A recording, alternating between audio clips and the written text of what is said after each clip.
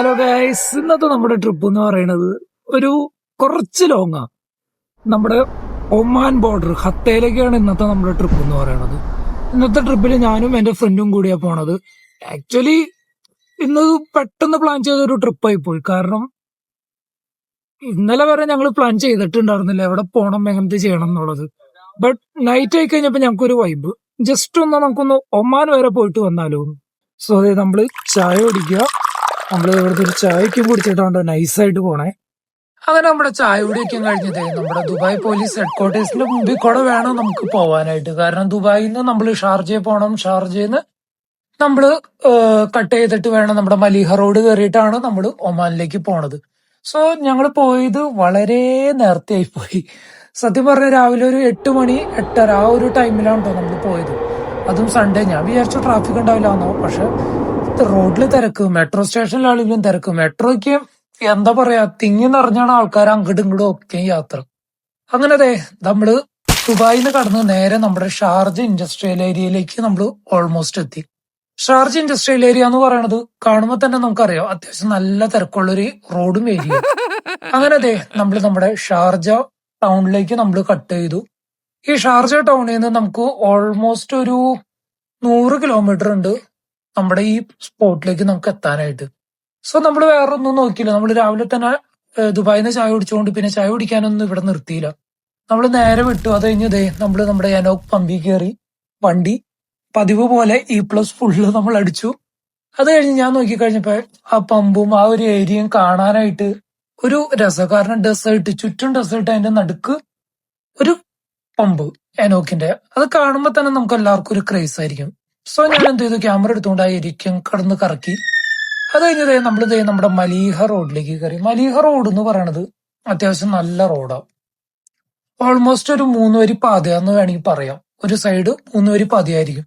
അതിന്റെ അപ്പുറം ഇപ്പുറവും ഡെസേർട്ടിന്റെ നടുക്കേക്കൂടെ ഒരു റോഡ്.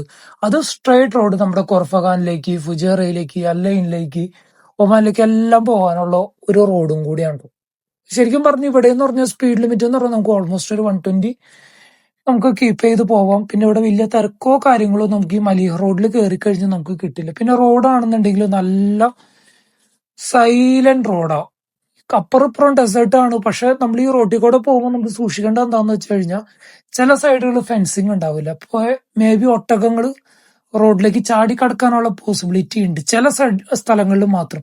ഇൻ കേസ് നിങ്ങൾ അങ്ങനെ എന്തെങ്കിലും കാണുകയാണെങ്കിൽ തന്നെ ഉടനടി ദുബായ് പോലീസിനെ കോൺടാക്ട് ചെയ്ത് കഴിഞ്ഞാൽ അവരുടെ സെക്യൂരിറ്റി ടീംസുകൾ വന്നിട്ട് ഒട്ടകത്തിന് അതിൻ്റെതായ വഴിയിലേക്ക് വിട്ടിട്ട് സേഫ് ആക്കും. പിന്നെ നമുക്കും യാത്ര കണ്ടിന്യൂ ചെയ്യാം. ഇല്ലാതെ നമ്മൾ ഒട്ടകത്തിനെ പേടിപ്പിക്കാൻ നിൽക്കുക, അല്ലെങ്കിൽ ഒട്ടകത്തിന്റെ പിന്നാലെ നമ്മൾ വെച്ച് പിടിക്കുക ചെയ്ത് എന്തെങ്കിലും ഒരു ആക്സിഡന്റോ കാര്യങ്ങളോ വന്നു കഴിഞ്ഞാൽ നിങ്ങൾക്ക് കിട്ടാൻ പോണ ഫൈനും എക്സ്ട്രീം ലെവലായിരിക്കും.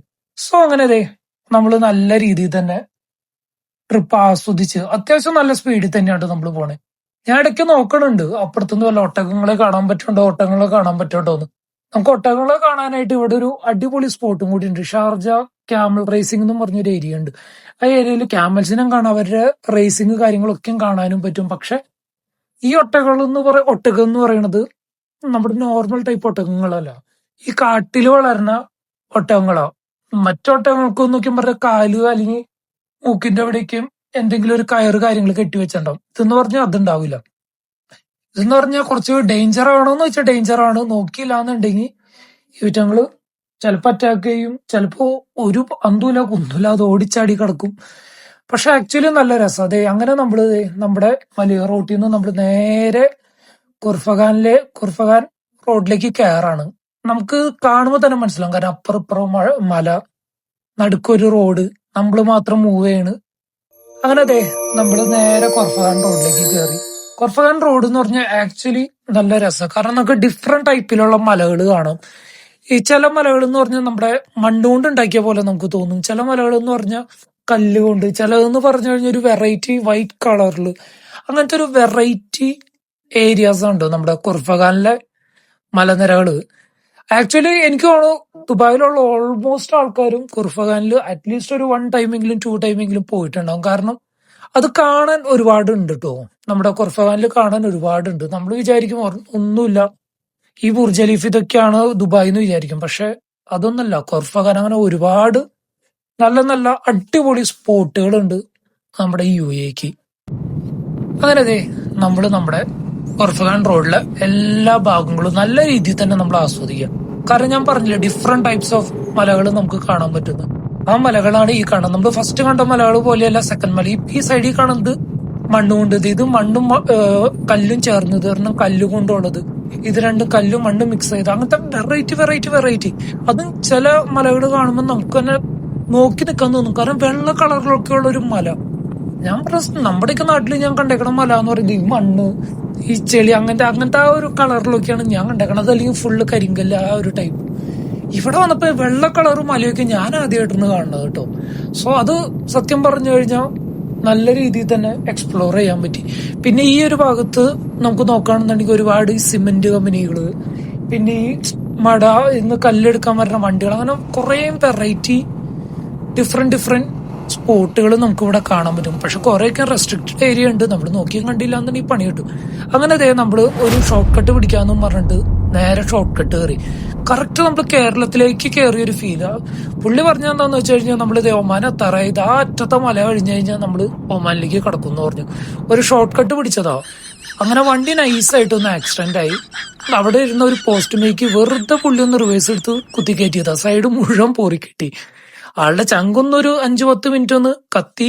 പക്ഷെ പുള്ളി അത് ആ ഒരു സ്പോർട്സ്മാൻ സ്പിരിറ്റിൽ അങ്ങോട്ട് എടുത്തു.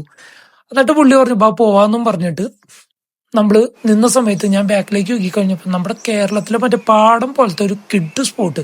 അത് ഞാൻ വീഡിയോ കാര്യങ്ങളൊക്കെ എടുത്തിട്ടുണ്ട്. അത് ഞാൻ പിന്നീട് അപ്ഡേറ്റ് ചെയ്യാം. അതിന്റെ ഒരു ഫുൾ ഡീറ്റെയിൽഡ് വീഡിയോ ഞാൻ പിന്നീട് അപ്ലോഡ് ചെയ്യാം. അങ്ങനെ അതെ നമ്മൾ വണ്ടി എടുത്ത് വീണ്ടും നമ്മൾ യാത്ര സ്റ്റാർട്ട് ചെയ്തു. നമ്മൾ ഓൾമോസ്റ്റ് ഒമാൻ ദുബായ് ബോർഡർ കടന്നു. ഇനി അങ്ങോട്ടേക്ക് എന്താ പറയാ, ഒരു ഫെൻസിങ്ങോ കാര്യങ്ങളോ ഒന്നും ഇല്ലാത്ത ടൈപ്പ് റോഡുകളാണ്. ഈ റൗണ്ട് ബോട്ട് എടുത്ത് നമ്മൾ നേരെ അങ്ങോട്ട് വിടാണ് നമ്മുടെ ഒമാൻ ആ ബോർഡറിലേക്ക്. അങ്ങനെ അതെ നമ്മൾ നേരെ കയറി. ഇതാണ് മക്കളെ നമ്മുടെ ഒമാന്റെ ഒരു സൈഡ്. ഇതെന്ന് പറഞ്ഞ ഒമാൻ ദുബായ് ബോർഡറിലുള്ള ഒമാനാട്ടോ, യു എയുടെ അകത്തുള്ള ഒമാൻ, അല്ലാതെ പ്യുവർ ഒമാൻ അല്ല. അങ്ങനെ അതെ നമ്മളിങ്ങനെ ഈ റോട്ടിൽ കൂടെ അങ്ങോട്ട് നേരെ വെച്ച് പിടിക്കുക.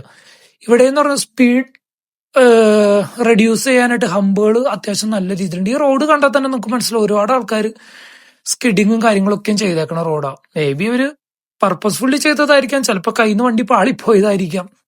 പെട്ടെന്ന് ഒരു നല്ല സ്പോട്ട് കിട്ടുമ്പോൾ അവര് റെസ്റ്റ് എടുക്കാൻ വേണ്ടി തിരിച്ചതായിരിക്കാം അങ്ങനത്തെ.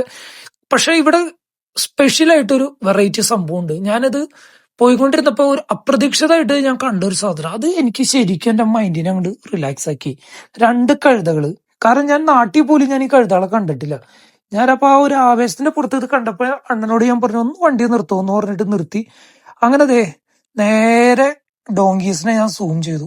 നല്ല വെറൈറ്റി ആണ്. ഞാൻ എന്റെ ലൈഫിൽ ഫസ്റ്റ് ടൈമാണ് ഡോങ്കിനെ നേരിട്ട് കാണുന്നത്. ഇത് നമ്മുടെ സൂലുള്ള സൈസ് ഡോങ്കീസ് ഒന്നല്ല, കാട്ടിൽ തന്നെ വളരുന്ന ഡോങ്കീസ്. അത് നമ്മളെ കണ്ടപ്പോ തന്നെ അത് 100-100 മലയുടെ മേളിലേക്ക് കയറി ഇറങ്ങി ഓടി. ഞാൻ ആ സംഭവം നൈസായിട്ട് ഫോണിലും ക്യാമറയിലും എല്ലാത്തിലും ക്യാപ്ചർ ചെയ്തു. അതാണ് ഞാൻ ഈ പറഞ്ഞുകൊണ്ടിരിക്കുന്നത്. ഞാൻ എന്റെ ലൈഫിൽ ഫസ്റ്റ് ടൈം കാണുന്നതാന്നൊക്കെ. ഞാൻ പക്ഷെ ഇത് അവിടെ വോയിസ് ഓവർ ഞാൻ കൊടുത്തായിരുന്നു. പക്ഷെ നല്ല കാറ്റുണ്ടായിരുന്നതുകൊണ്ട് ആ വോയിസ് ഓവർ ഒരാൾക്കും കേൾക്കാൻ പറ്റില്ലായിരുന്നു. അതുകൊണ്ട് ഞാനിത് ആ വോയിസ് ഞാൻ മ്യൂട്ട് ചെയ്തിട്ട് വീണ്ടും ഞാൻ വോയിസ് ഓവർ കൊടുത്തു. ആക്ച്വലി നല്ലൊരു എക്സ്പീരിയൻസ് ആയിരുന്നു കേട്ടോ. നമ്മൾ ഒമാൻ ദുബായിൽ നിന്ന് ഒമാനിലേക്ക് പോണവരായാലും ഒമാനിലേക്ക് പോകാൻ ആഗ്രഹിക്കുന്നവർക്കായാലും ഓൺ റോഡ് ഒരുപാട് കാഴ്ചകൾ കാണാനുണ്ട്. നല്ല സേഫ് റോഡാണ്, നല്ല രസമാണ് നമുക്ക് ആ ഒരു ട്രിപ്പ് എന്ന് പറയാൻ.